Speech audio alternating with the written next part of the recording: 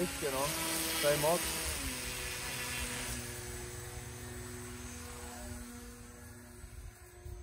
Dobře, dobře, dobře. Pryčo!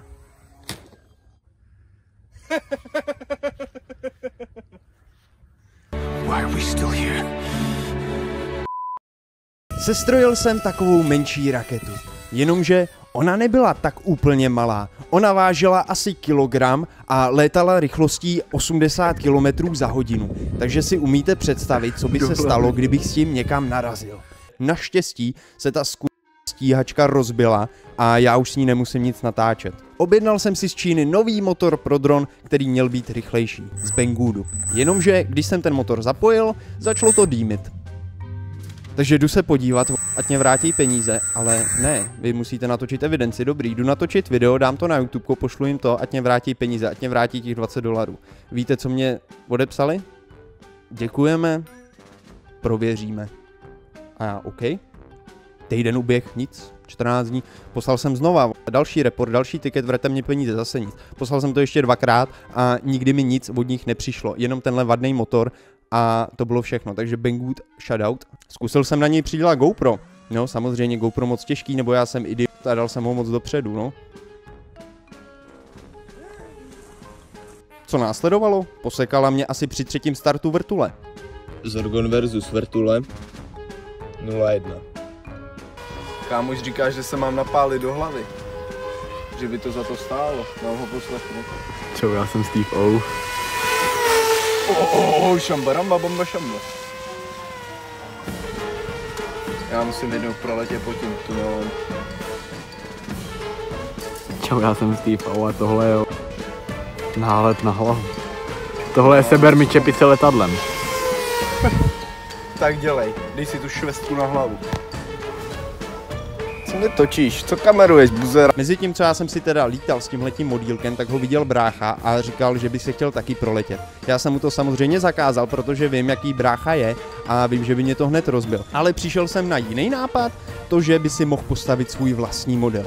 Nechtěl simulátor, protože lítat letadílkem je jednoduchý, víš co, v San Andreaskách si lítal Helinou, vole, to je to samý VSD, jedeš bomby, jo, ale tady trošku foukal vítr a ono to nebylo vytrimovaný, i když jsem to letadílko zalít, jo, ale víte, no.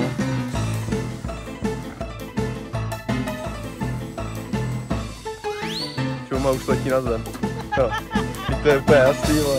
Teď to je úplně jasný, vole.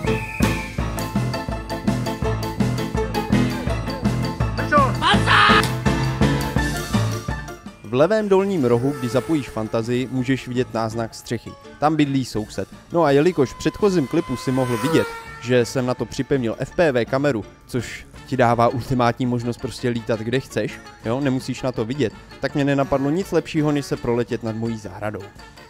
No a co se nestalo?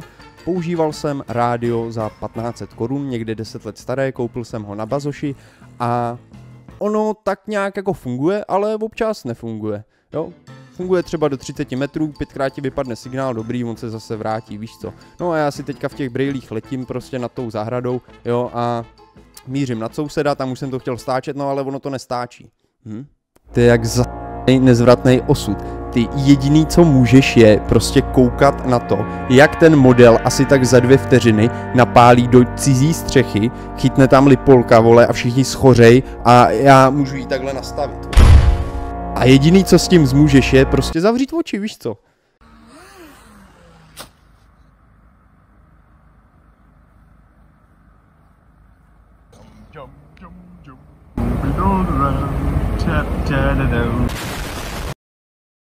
No a asi si říkáš, jak se to vyřešilo. Já ti to ukážu. No, takže takhle nějak jsem tam stál a čekal, až způsobím škodu za 5 milionů. Ne, kecám. Víš, co jsem dělal? Takhle, vole, takhle jsem s tím rádiem hejbal. No, a co se stalo? Signál naskočil. Yeah! Kámo, já jsem byl nejšťastnější člověk. Víš, jak blízko jsem na tou střechou proletěl? Já jsem to vybral a byl jsem na tou střechou asi 2 metry. Já jsem tam viděl veškerý tašky. Ta kamera má rozlišení tak 240p. A byly vidět jednotlivý tašky. Já jsem nad tím fakt reálně mohl být třeba 1,5 m, 2 metry, 3 metry. Prostě úplně nad tím. Taková neskutečná sprdele klika. Kdybych to napálil, schoří. Instantně.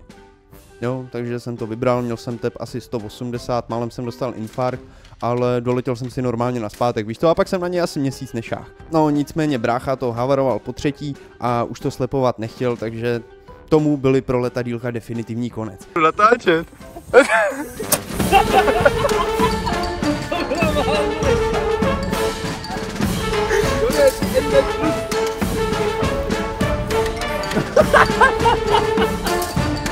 To si úplně všechno, panáčku. No. Jsi měl ubrat plyn, když jdeš k zemi. Ty jsi ještě přidával. Kámo, budu pouštět odsaď.